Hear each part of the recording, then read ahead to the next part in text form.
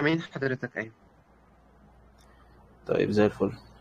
ايه الاخبار يا جماعه؟ حد عمل اي حاجه ولا كله مطنش ولا ايه بالظبط؟ احنا تقريبا اجلنا المره اللي فاتت والمره اللي قبلها اعتقد، فالمفروض كان في وقت كبير اللي ما عملش الستور يعمله واللي ما ضافش فيزا يضيفها. في اي حد عمل اي حاجه من الحاجات دي ولا ايه الاخبار؟ جماعة اللي عمل يعمل ريس هاند أو يكتب على الجروب التاني.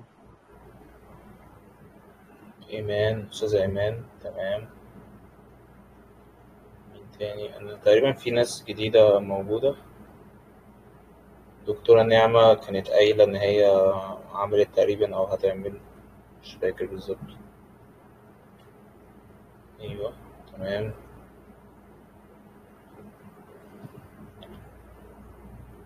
ماشي.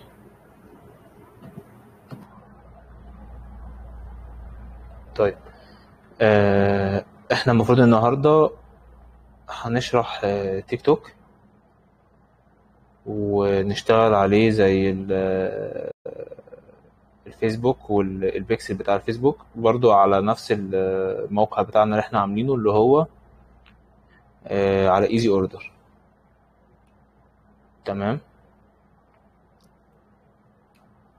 نراجع بس كده سريعا. البيكسل كنا عاملينه على الفيسبوك علشان يحسب لنا كل الزيارات اللي دخلت الموقع بتاعنا وكل الناس اللي عملوا اد تو كارت والناس اللي اشترت والناس اللي ضافت منتجات ليها، بحيث ان انت تقدر تستهدفهم مرة تانية. وكل اعلاناتنا كانت من المرة اللي فاتت على الكونفرجن ادز، اللي هو تحويل العميل للموقع بتاعك. تمام. خلينا نفتح الموقع.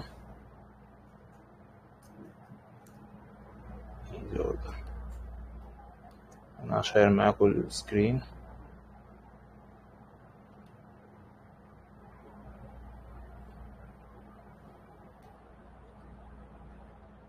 تمام كده ظاهر ده موقع ايزي اوردر، احنا كنا عاملين عليه قبل كده.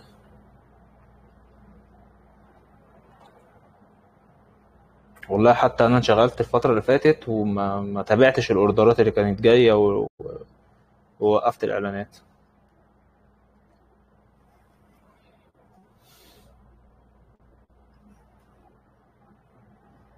خلينا بس نعمل ريفرش.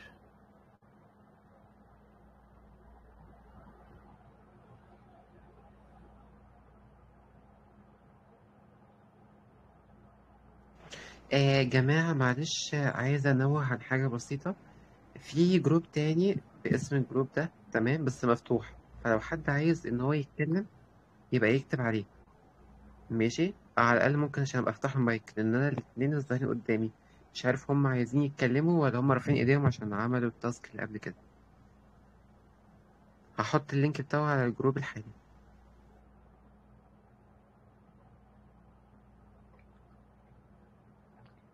تمام. آه، دي الداشبورد من هم 11 طلب. كان في طلبات اصلا مش مسمعة، ده طبيعي عادي، البيكسل مش بيسمع كله.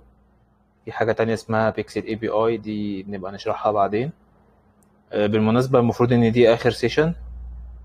تمام. ولو حابين نعمل سيشن تانية اسئلة مثلا بس تحت امركم، ما عنديش مشكلة.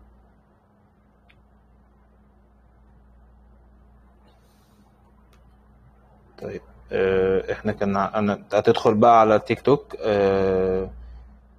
تيك توك ادفرتايزنج.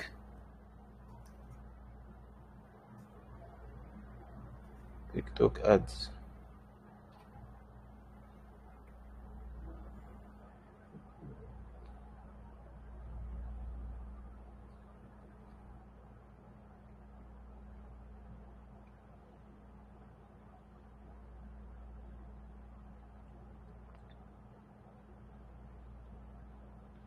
طبعا هتسجل عادي جدا. تمام. انا كنت مسجل قبل كده بس انا مش عارف خرج ليه. تمام. هو ده المفروض ان ده مدير الاعلانات اللي هو شبه اللي في الفيسبوك من السيشن اللي فات، اللي هو بيخليك تختار الحملة بتاعتك شكلها ايه او محتاجها علشان ايه الغرض منها.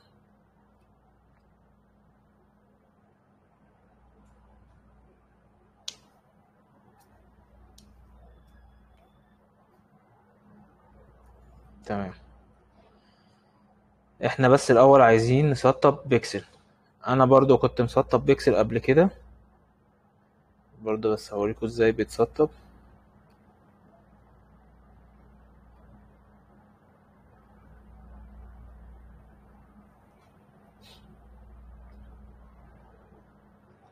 بندخل على ايفنتس هنا،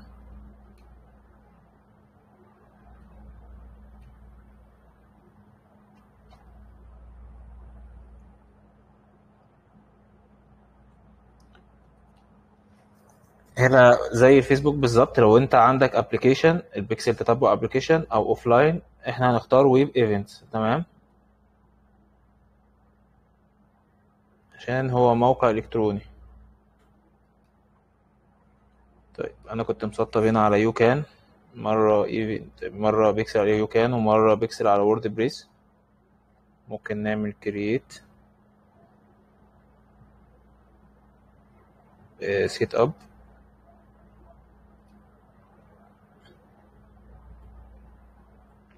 هنختار مانوال سيت اب. نختار نوع البيكسل، موقع مثلا ايزي اوردر.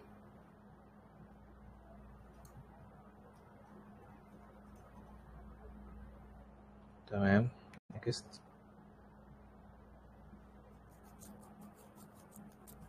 تمام، هو كده المفروض البيكسل اتسطب. في الطبيعي او في العادي كنا بنعمل ايفنت معينه، مثلا بنختار ايفنت للصفحه اللي هي بتاعه الشراء. بس برضو في ايزي اوردر انت مش مضطر ان انت تعمل ايفنت. تمام، انت مجرد بس بتحط الكود بتاعك علشان تتتبع برضو الموضوع. يعني احنا هنا هنختار احنا عايزين مثلا نتبع ايه، اد تو كارت ولا اد تو ويش ليست، المقارنات والكلام ده كله. احنا هنختار على كومبليت بيمنت او بيرشيز.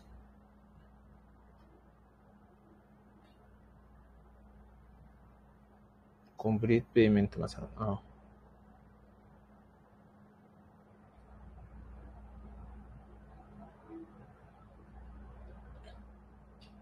اد تو كونفرجن. تمام.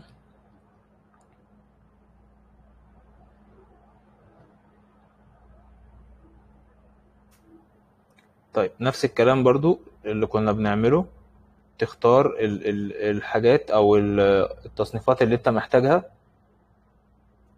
الفون نمبر، الايميل، الاي بي، الكلام ده كله. فانت بتسيبها ديفولت عادي. انا برضو بس بوريك ازاي بتسطب الايفنتس. انت مش مضطر ان انت تسطب الايفنت. انا بس كل ده عايز الكود بتاع البيكسل.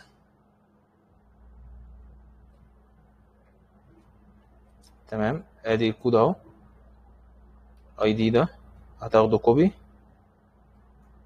الموضوع سهل جدا. وهنيجي هنا برضو نربط البيكسل زي ما ربطنا البيكسل بتاع الفيسبوك. تنزل تحت فين هي ادوات التسويق تقريبا، اعدادات البيكسل. تمام، هتنزل بقى عند التيك توك اهو، نحط هنا الكود بتاعنا ونعمل سيف. طيب احنا عايزين اداة شبه دي، شبه الميتا بيكسل هيلبر بتاعت الفيسبوك دي، علشان نتابع البيكسل بتاع التيك توك. تمام، هندخل على الاكستنشنز. برضو كان في اداة اسمها تيك توك هيلبر.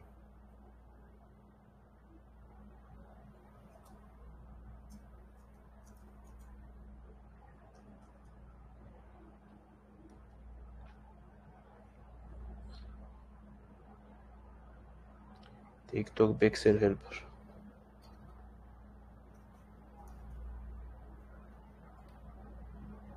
تمام، تعمل اد تو كروم. المفروض ان هي كده هتضاف. تمام، هظهرها بس هنا.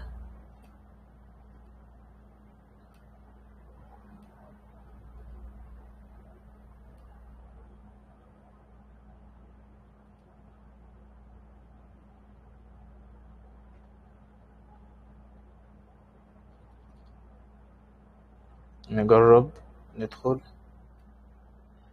على المتجر بتاعنا.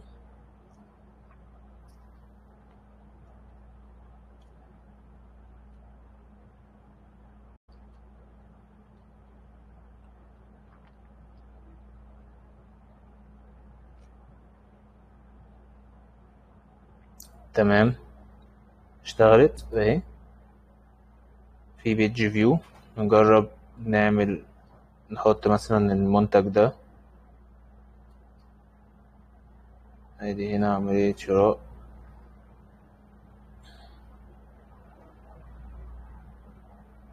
ندخل على منتج تاني.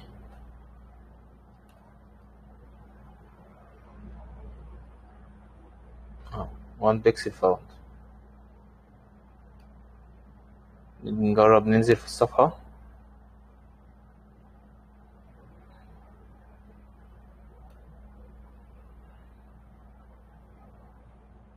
نعمل إضافة للسلة.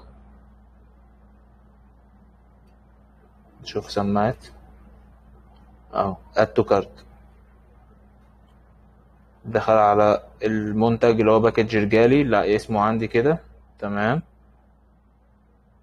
وبيقول لي ان هو قعد قد ايه في الموقع وكل الكلام ده، فكده البيكسل شغال. برضو لو حابب تتأكد ممكن تعمل تيست ايفنت. هو حتى بيقول لك اهو تيك توك بيكسل هيلبر، احنا نزلناه خلاص. طيب، عايزين نعمل اعلان. برضو نفس الكلام، هنا بيقول لك ريتش، عايز ريتش يخلي البوست بتاعك يظهر لناس اكتر بغض النظر بقى عن المشتريات. برضو انت كل اللي هتحتاجه هنا برودكت سيلز، تمام، او ويب سايت كونفرجن. احنا في الاي كوميرس عايزين برودكت سيلز. جميل. لو في كتالوج برضو، كل بص هو تقريبا هو نفس الفيسبوك، بس هنا لو في كتالوج ممكن تسطبه على طول وترفعه من هنا. هنا بيقول لك الكامبين نيم، تختار اسم الحفلة بتاعتك. ممكن مثلا نسميها في اي بي تيست.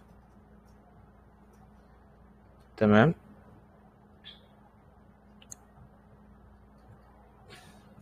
هنا السيت كامبين بادجت، تحط البادجت بتاعك. هنا بادجت بيبقى اعلى شوية، اقل حاجة 500 جنيه. ممكن مثلا نحط 1000. تمام، continue.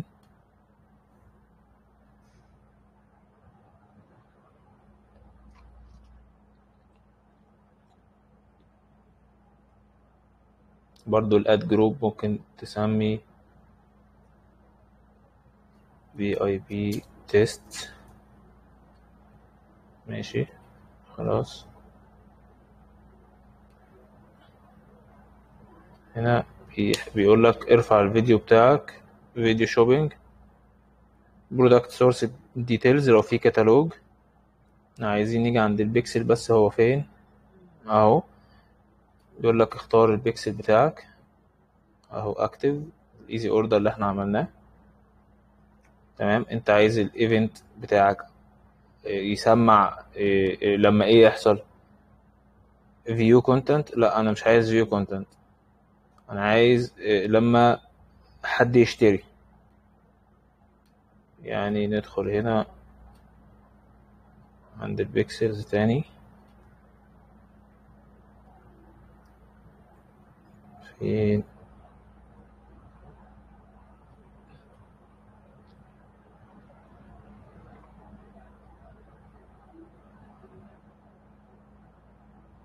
تولز ايفنت.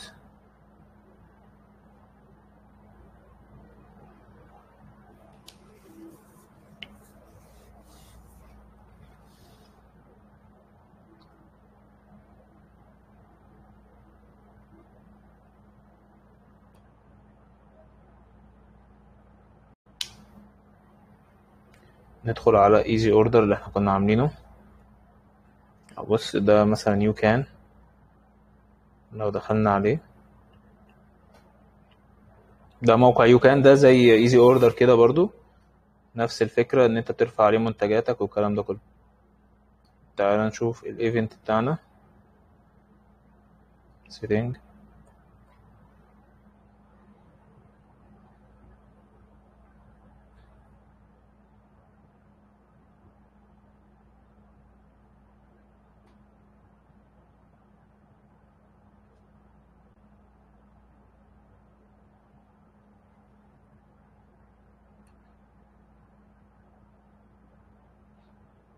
تمام مكانش فيه ايفنت.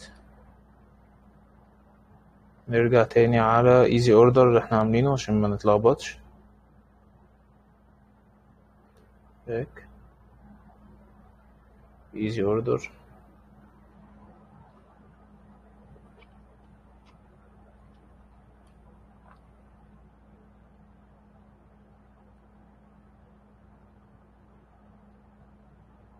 ليها اوتوماتيك ادفانس ماتشنج. نعمل edit setup،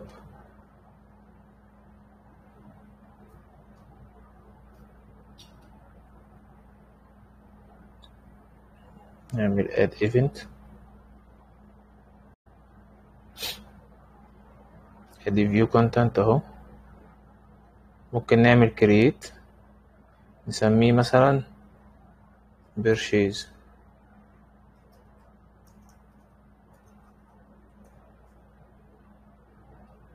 تمام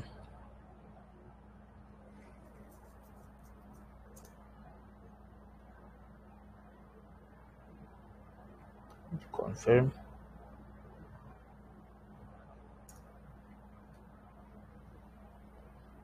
طيب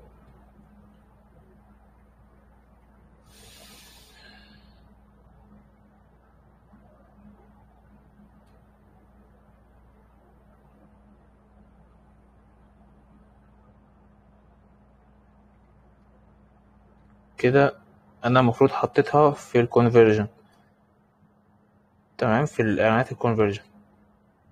لو عملنا نيكست المفروض بقى يبقى كده هو اتسطب.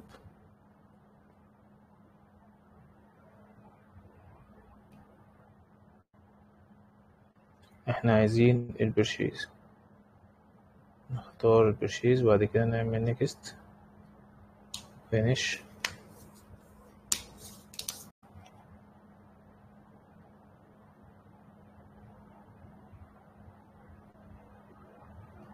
هنا لو انت هتعمل الايفنت يدوي مانوال، المفروض هنا بتقول له اللي انت عايز محتاجه، complete payment، بريس ان اوردر.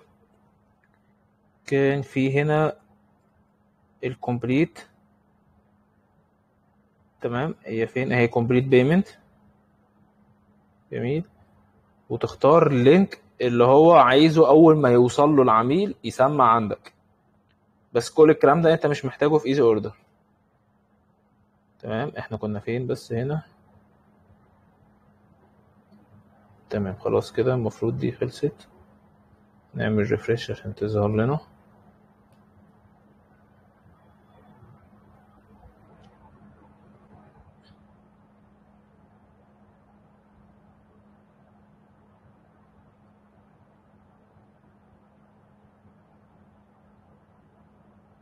اهو بيرشيز اللي انا كنت ضايفها من شويه. تمام، وبتختار يعني مثلا برضو عشان يبقى الموضوع واضح. في هنا انا دوست على شراء مثلا، فده اللينك اللي اول ما اوصل له، اول ما العميل يوصل له يسمع، فانت بتاخد اللينك ده كده وتحطه في الايفنت هنا. خلاص انا عرفت ده، تحط هنا كده الكود بس. سيف. تمام، نرجع تاني عند البيكسل هنا.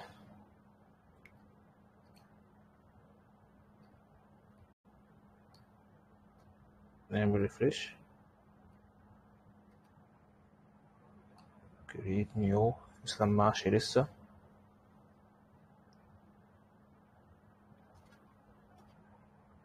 والمفروض بيقعد شوية وقت عقبال ما يسمع.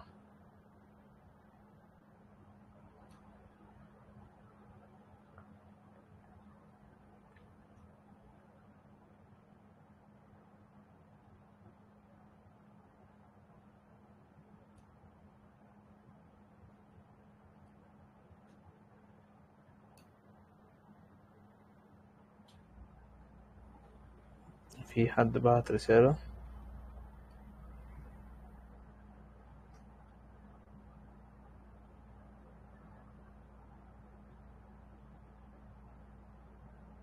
لا ده هو اصلا كود واحد. هو هنا اللينك ده بصي 45 ستور ايزي اوردر دوت نت تشيك اوت. مش بيختلف مع المنتج، يعني كل المنتجات دي صفحة التشيك اوت. يعني مش كل منتج بيبقى لها لينك، هو لينك واحد، فبيبقى لينك واحد بس. تمام.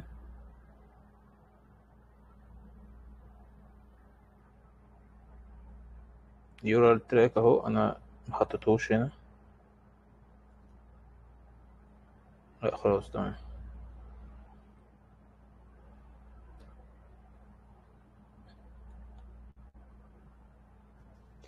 أستاذ مهند، في بس ايوه. شخص هاند، أخليه يتكلم. تمام تمام، مفيش مشكلة. تمام. أستاذة إيمان، اتفضلي.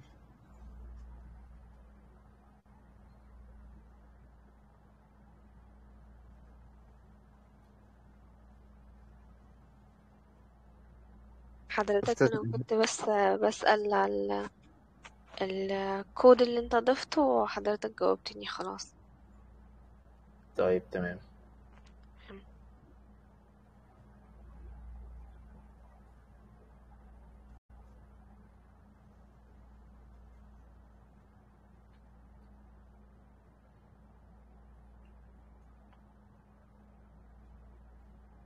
احنا عايزين ناخد البرشيز مرة تانية، بس هو مسمعش. انا مش فاهم مسمعش ايه لحد دلوقتي.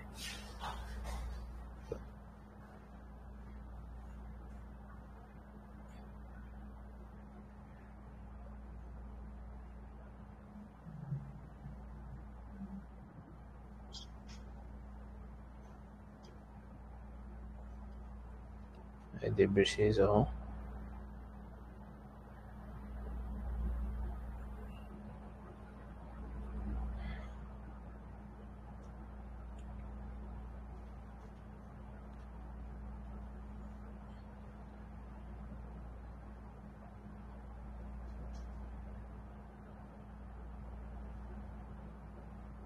تمام، هو المفروض كده هنعمل ريفرش، المفروض يسمع. لو ما سمعش يبقى هو بياخد وقت، فمفيش مشكلة.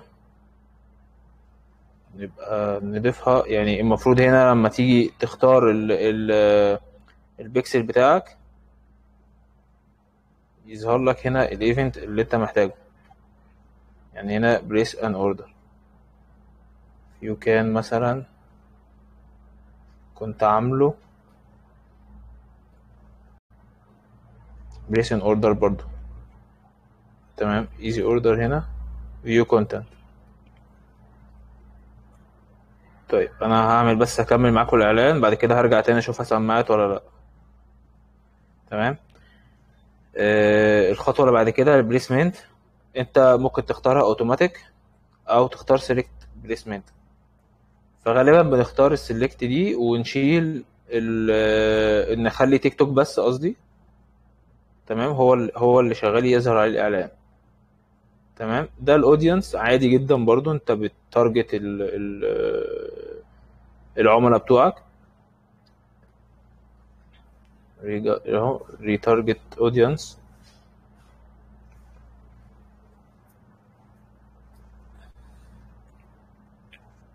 دي بيقول لك اللي هم الناس اللي بيشوفوا المنتج ويعملوا عملية شراء. انت ممكن هنا تعمل انكلود. ده هنا الاختيار اوبشنال. تمام. اللوكيشن اللي هو الدولة، مثلا هنختار مصر.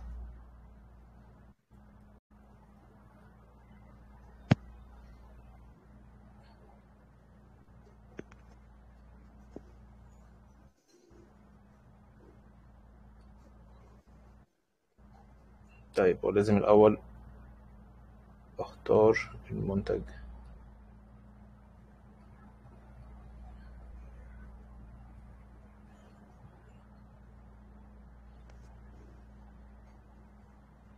تمام ماشي. هو هنا نوع الإعلان ده لازم يبقى أنا حاطط أبقى أنا حاطط كتالوج. يعني هنا لو دخلنا على الكامبين تاني، كويس إن أنا دخلت على البرشيز سيلز مش على الكونفرجن، عشان برضو يبقى محدش يتلخبط.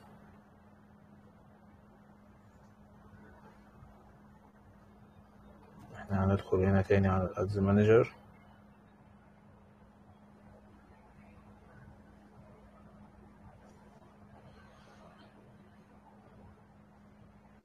نعمل كرييت،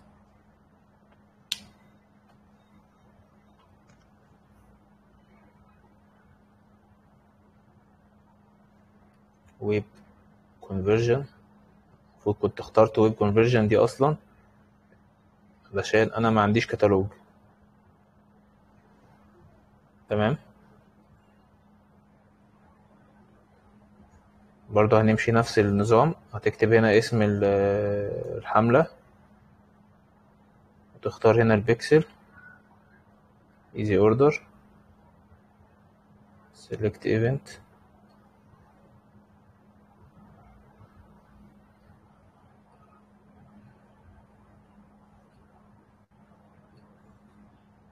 تمام. هنا زي ما قلنا هنختار البليسمنت، سيلكت تيك توك بس. بعدين التارجتنج هنا الديموغرافيك اهو، اللوكيشن هو معلم على مصر، انت ممكن تختار اي دولة براحتك. الجندر ميل او فيميل او اول. السن انا دايما يعني بحب اخلي السن اعلى من 17 والكلام ده، عشان ما يدخليش اطفال ويكونوا بيلعبوا مثلا او حاجة. اللغة عربي وانجليش، افضل برضو انت تحدد اللغات. تمام. الاودينس بتوعك انت محتاج مثلا ملابس مثلا. تمام،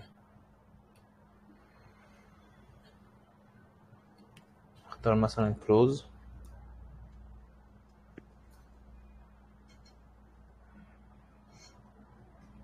ثواني،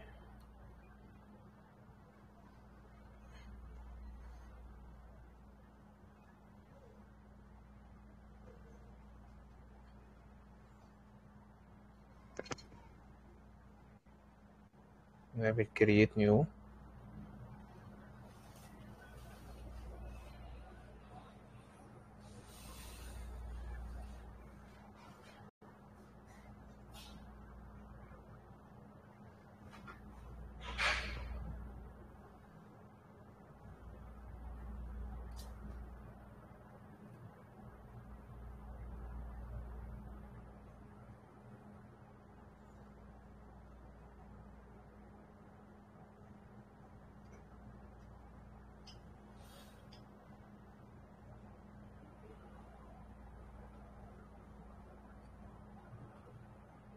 ده لو انت عاوز تخلي المنتج بتاعك او الفيديو بتاعك يبقى متاح فيه الداونلود بنقفله. لو عايز حد يشير تمام.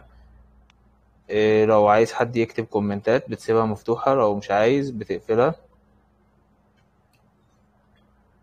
تمام. احنا ممكن نكريت هنا الاودينس بتاعنا من هنا.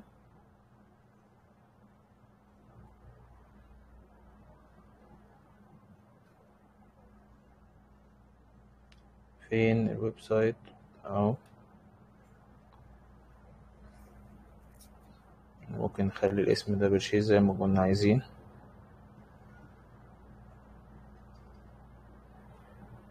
فين هي؟ مش محطوطة هنا، يبقى بليس ان اوردر.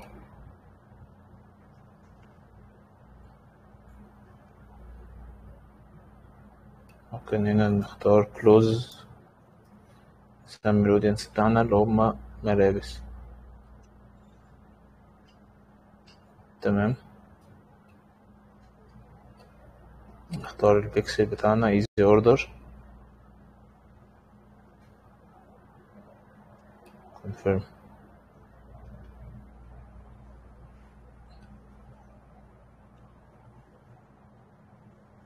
دي طريقة عشان لو انت عايز تثبت الاودينس بتوعك، لو انت في تارجت معين ملابس بس مثلا، خلاص فانت مش كل ما هتعمل اعلان تقعد تستهدف، يعني تقعد تكتب الاودينس بتوعك.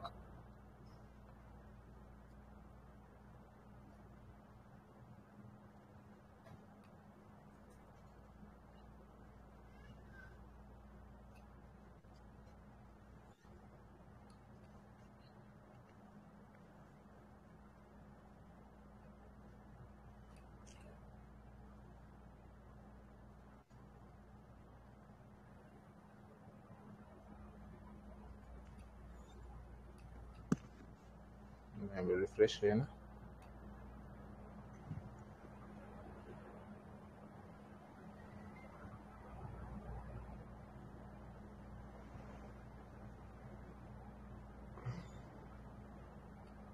نشيل تاني الموقعين دول.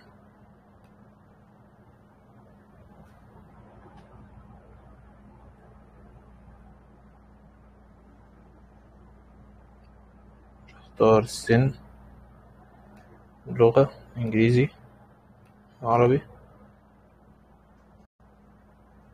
الاودينس بتوعنا، الانترست اهو. المفروض ان انت هنا لو مش عايز تعمل انت اودينس الخطوات اللي انا عملتها قبل كده وتختار ويبقى عندك هنا، المفروض هنا هيظهر لك ملابس، تختارهم هو اوتوماتيك هيعمل. فانت ممكن ما تعملش الحركة دي، ممكن هنا يعني تكتب عادي الاهتمامات كروز مثلا. تمام، تختار انت مثلا احنا عندنا الملابس حريمي مثلا، ما تحاولش تكتر من الانترست. تمام، علشان الاعلان بتاعك ما يبقاش ظاهر لناس كتير جدا مش مهتم. فانت ممكن تكتفي باربع حاجات بس مش اكتر. تمام، ممكن الديفايس تختار الناس اللي شغاله على ايفون او الاندرويد، مش عارف واي فاي 2G الكلام ده كله خليه اول عادي. تمام، الديلي بادجت ممكن تعمل ديلي بادجت او لايف تايم بادجت. لايف تايم بادجت مثلا لو قلنا مثلا 1000 جنيه، التاريخ هيبدأ من يوم 25/10 اللي هو النهاردة لحد مثلا ادي اكتوبر 3 ايام مثلا. your budget must be a number between two. تمام، next. ما اخترتش البيكسل. طيب easy order contact.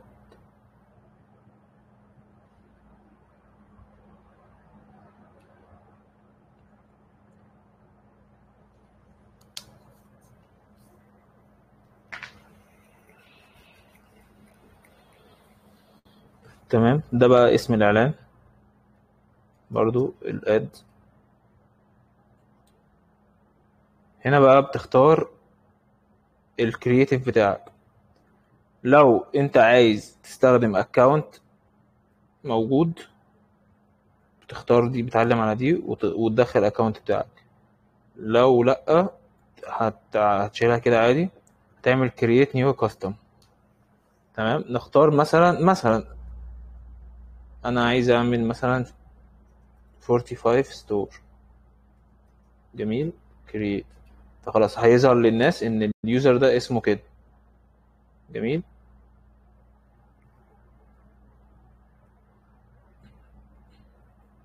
لو الحتة دي مش واضحة يا ريت تقطعوني.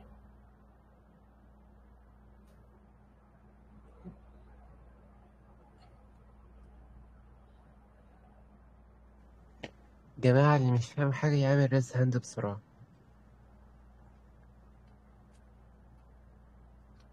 أو يكتب على الجروب عادي يعني. ماشي، لحد ما حد يفتكر. انت بتكتب هنا الاسم اللي انت عايزه بتاع الستور بتاعك، وبرضه تختار صورة من هنا. ممكن تختار صورة المنتج، يعني مثلا ده حزام، حزام مثلا شد البطن، ممكن مثلا نختار صورة مثلا دي. لو مثلا هنعمل الحزام، احنا هنعمل ملابس، هتحط صورة ملابس، هتحط صورة اللوجو بتاعك، مش هتفرق. تمام. بعدين هنا بيقول لك ايه بقى تفاصيل الاعلان. فيديو. التيك توك هنا طبعا معظمه اكيد هو موقع فيديوهات، فانت تعمل ابلود، تختار فيديو. ده الفيديو بتاع الحزام مثلا، وده برضو نفس الفيديو بس بمقاسات معينة، علشان التيك توك مش بيقبل كل المقاسات. نفترض ان احنا مثلا هناخد الفيديو ده، شوف المقاس هينفع ولا لا. تمام، ready to upload، فاحنا ممكن نعمل ابلود.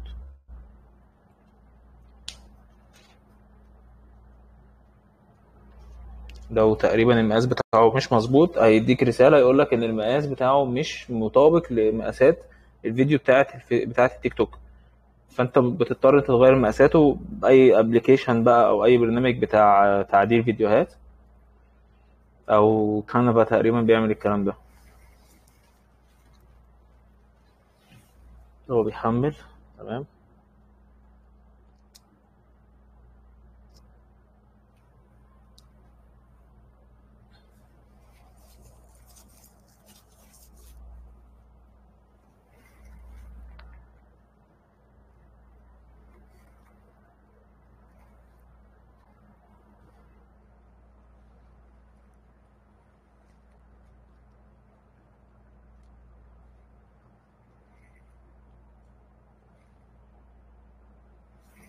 تمام، الفيديو هيبقى بالشكل ده.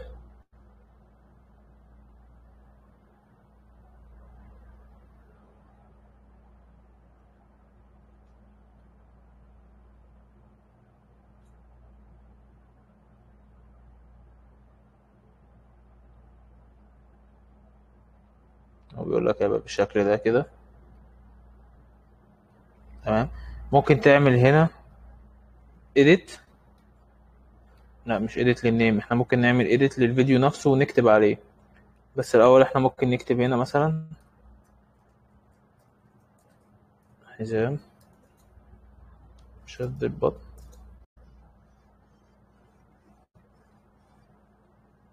هيظهر هنا تحت اهو. تمام. احنا كنا ممكن نعمل تعديل من هنا تيك توك فيديو اديتور.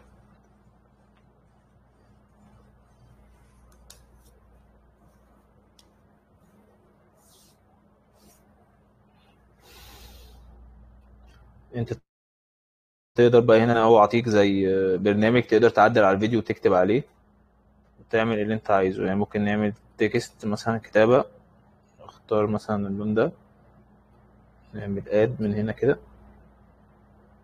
تكتب بقى على الفيديو اللي انت عايزه. تمام. تختار مثلا يظهر امتى ويفصل امتى، تختار برضو الحجم بتاعه. تمام.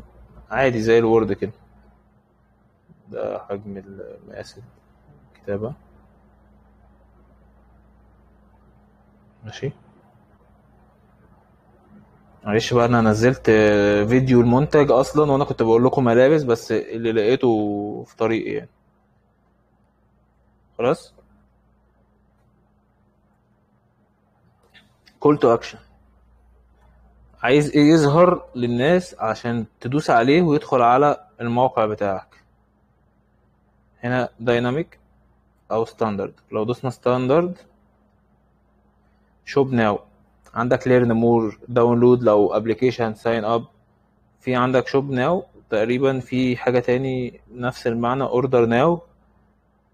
تمام. لو في مثلا فيزيت ستور، ممكن تختار فيزيت ستور، شوب ناو، اي حاجة بتدل على الشراء. جميل. تمام. بعد كده تيجي عند المنتج بتاعك عادي خالص، هنحط له اللينك ده مثلا، ايا كان يعني. انت بتيجي بقى عند المنتج بتاعك وتحطه هنا وخلاص. كده انت حطيت اللينك بتاعك، اللي هيدوس على شوب ناو هيوصل للموقع بتاعك ويطلب الاوردر بتاعك والبيكسل هيسمع. وكده يبقى انت عملت الاعلان. طبعا خلاص هتدوس سبميت كده انت عملت الاعلان، والموضوع بسيط برضو، هو نفس فكرة الفيسبوك، والسناب شات برضو نفس الكلام. فالموضوع ما فيهوش اي تعقيدات. معلش انا شغال من غير ماوس، فتلاقيني كل شويه اعمل سيلكت اوفر. تمام، هتقوم دايس سبميت. خلاص، المفروض الاعلان يتراجع. طبعا انا مش فاكر انا حاطط فلوس اصلا ولا لا في الموقع. تمام، كونجراتوليشن، هو كده المفروض الاعلان هيتراجع وبس. ده كده كل البيكسل. هو ان ريفيو اهو. انا بس هوقفه علشان طبعا ده كان تيست. انا حاطط فيديو المنتج وحاطط لينك المنتج تاني، فطبعا ده مش صح. بس ده البيكسل بتاع التيك توك، واحنا المره اللي فاتت قلنا البيكسل بتاع الفيسبوك، وبنينا مع بعض المتجر. والموضوع خلاص يعني، الموضوع اعتقد بقى سهل. اللي عاوز يشتغل على مصر خلاص هيعمل المتجر ده مصري. اللي عايز يشتغل على السعودية هيعمل المتجر ده سعودي من السيتنج علشان يغير العملة. الاعدادات تحت هنا، الاعدادات فين اهي، اعدادات المتجر. هو تقريبا هنا بيطلب منك نوع العملة اهو. لو انا عايزه سعودي هخليه سعودي، درهم اماراتي هخليه درهم اماراتي. طبعا هتبقى المنتجات في الدولة اللي انت هتعلن فيها عشان ما تدخلش كله ببعض. بس اعتقد انا كده وفيت في الموضوع من اوله لاخره. المفروض انت بقى تعمل اعلاناتك وتختار منتجك وتظبط الدنيا وتبدأ. ومفروض بقى انت تبدأ خلاص يعني تشتغل من غير اي كعبلة او لخبطة. كل حاجة متوفرة لك. فلو في اي حد عنده اي سؤال على كل اللي فات يا ريت.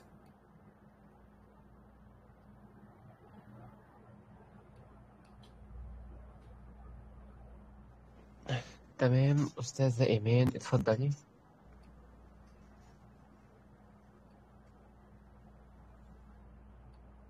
حضرتك كان عندي أكتر من سؤال. رايح ولا انا محدش سامع؟ لا، حضرتك الصوت واضح.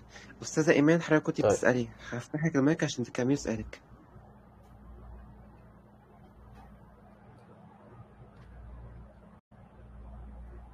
أيوة، حضرتك كنت عايزة أسأل بخصوص ايزي اوردر. دلوقتي مشكلة الديبت كارد لما اتقفل وكده. الطريقة الوحيدة بقت فودافون كاش. ما فيش طريقة تانية غير فودافون كاش بس؟ وهل في هتفرق فوري. فوري؟ يعني نفس الرقم اللي هو بيبقى ظاهر لي ده اخده وادفع بفوري؟ اللي هو انهي رقم؟ انا لما بختار طريقة فودافون كاش طلع لي رقم ادفع عليه فودافون كاش، بس الطريقتين دول اللي طلع لي. اللي هو تقريبا بتخش على اه فوري بيطلع لك زي فوتشر كده، وبعد كده هو بتخش على مش طالع ابلكيشن لي فوري. فوري اصلا، هو طالع لي فودافون كاش مش بس. طالع لك؟ امم لا، في اكونتات بيبقى طالع لها فوري. كان في حد شارح الموضوع ده، تقريبا بتبقى اكونتات جديدة او دفع مقدم. يعني مش فاكر بالظبط، بس ممكن تسألي عشان كان في كذا حد بيشرح الموضوع ده.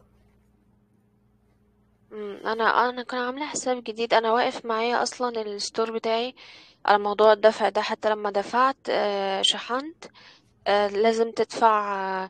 لو انت هتشحن ب100 لازم تدفع 14 جنيه زيادة. بعد اه ما 14 دفعت جنيه قال لي لا، ما ينفعش نفعل الستور بتاعك غير لما تدفعي ال 14 جنيه.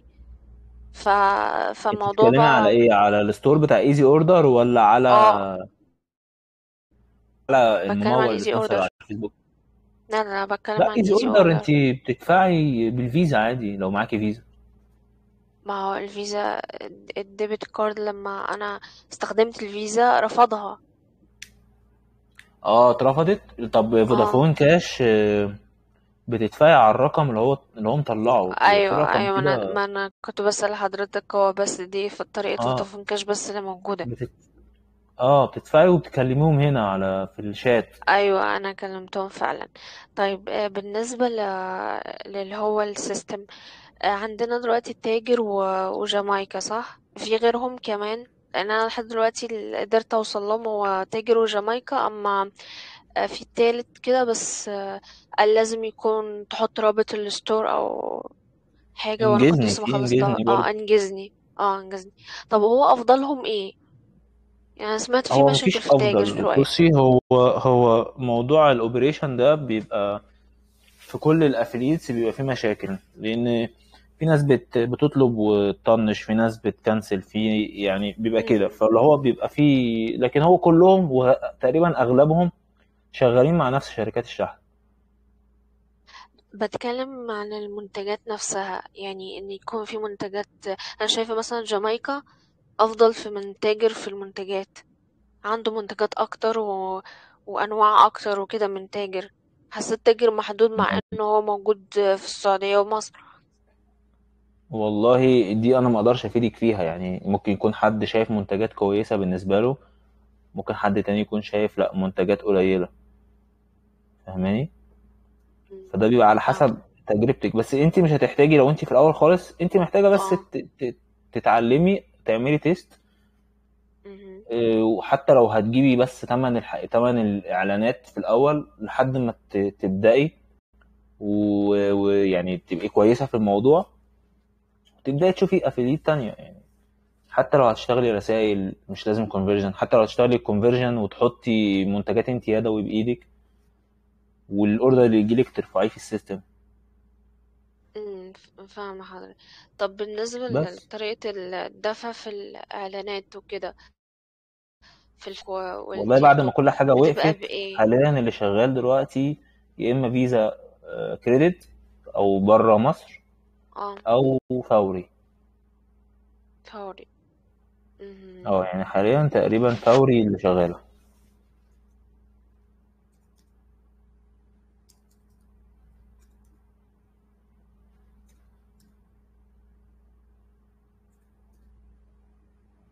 تمام.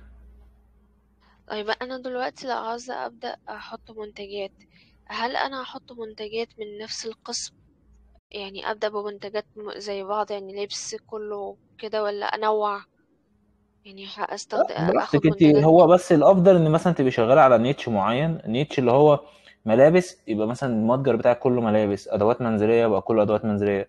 يعني انا اه. بفضل الطريقه دي، ناس كتير بتفضل الطريقه دي. يعني أخصص المتجر لحاجة واحدة أو لقسم واحد يعني. بالظبط. فهمت حضرتك. بس ميرسي جدا. وبرضه لو حابه تجربي السعوديه، شغلها افضل بسبب فرق بالنسبة العمله. لسه خشي في قطعك. التاجر هتلاقي. بالنسبة للسعودية، أنا دلوقتي لو أنا عملت في ايزي اوردر، خليته ان هو يبقى سعودي، او استخدمته على انه سعودي خلاص، هيبقى في مشكلة في الدفع، في دفع اي حاجة؟ لا هيدفع لك، هيحول لك على حساب البنك بتاعك، يحول لك على فودافون كاش بتاعك. الدفع ما فيش اسهل منه. يعني نظام الدفع نفسه مش هيختلف معايا، بس الاستهداف الناس نفسه هو اللي هيتغير، ان انا بستهدف ناس السعودية بس بدل مصر السعودية. السعودية. تمام، ماشي. ماشي، بس ميرسي جدا. موضوع بسيط برضو. في أي حد عنده سؤال تاني؟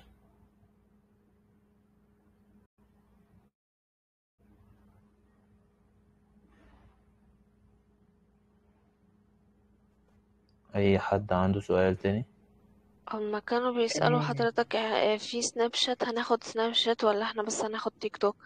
يعني هنوقف لحد التيك لا توك هو أنا ولا؟ حاليا بفضل تيك توك وانستجرام وفيسبوك. يعني السناب شات غالي جدا، اها. ويعني المفروض يبقى احترافي قوي، فممكن نخليه مثلا لو هنعمل سيشنات جديدة أو حاجة تانية يكون على الأقل الناس جربت وبدأوا يشتغلوا ويشوفوا ايديهم، بحيث ان هو حرام يصرفوا فلوس على الفاضي، لان طب سناب شات معظمه وبالنسبة خلايجة.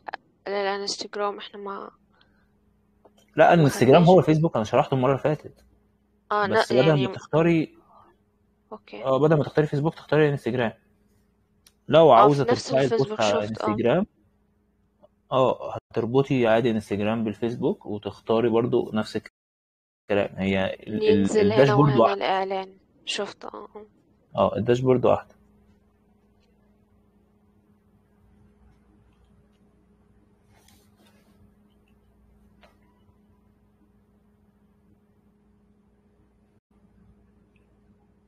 في أستاذة هاجر.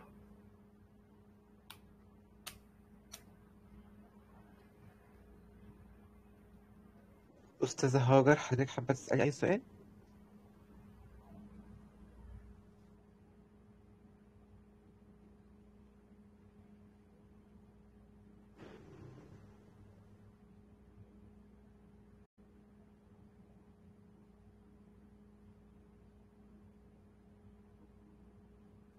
أظن كده خلاص يا كوتش. تمام. في عبد الرحمن، أستاذ عبد الرحمن برضو.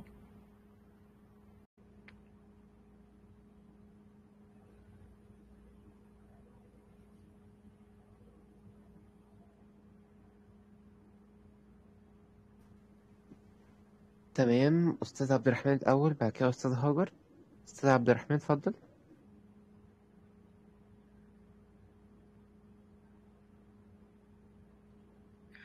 وانا كنت هتكلم بس عشان هاجر هي بعتها في قلب الشات، مش بعتها هنا في الفويس. بقت إيه؟ على استاذة هاجر كانت بعتها في الجروب، مش بعتها هنا على الكلام يعني. بعتها في تمام. الشات. هي بتقول طيب اللي مش معاه لاب يعمل إيه؟ بصي، الموضوع هيبقى صعب. يعني أنا ممكن أقول لك اعملي كل حاجة على الفون عادي، بس هتيجي عند الداشبورد بتاع الادز. يعني حتى التيك توك ده تقريبا ما بيفتحش على الموبايل، التيك توك ادز ده. والبتاع الفيسبوك برضو محتاجة لابتوب او ديسكتوب. فالموضوع هيبقى صعب للأسف.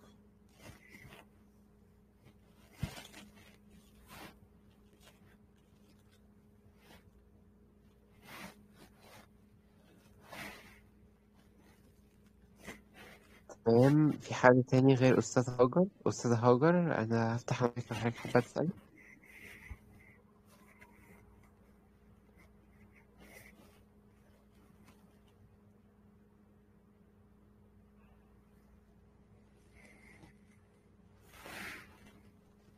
تمام، عامة يا جماعة أنا هنزل لينك الحب بتاع النهاردة، يا ريت الكل يسجل فيه.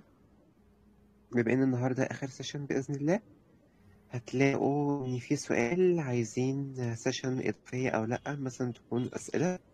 وطبعا هنشوف الطلب ده مع الكوتش، لو هو موافق أنا محدد ليه ميعاد تاني.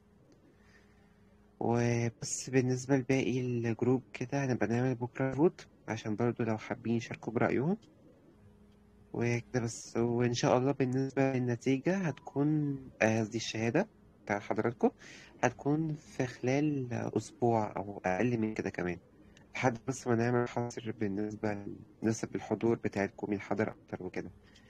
وأكتر ناس حضرت هيبقى ليهم شهادتين مش شهادة واحدة. شهادة تقديرا من منصة PIB Courses على يعني التزامهم معانا طول فترة الكورس، والشهادة التانية بتاعة الحضور العادية. أما الناس اللي حضرت سيشن واحدة بس فدول للأسف مش هيبقى ليهم أي شهادة. تمام، أنا كده يعتبر خلصت. في أي حد تاني عنده أي أسئلة؟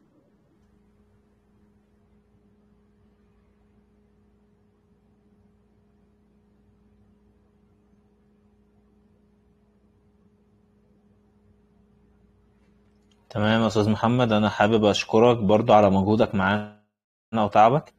وبجد انا اتبسطت جدا بالكورس ده.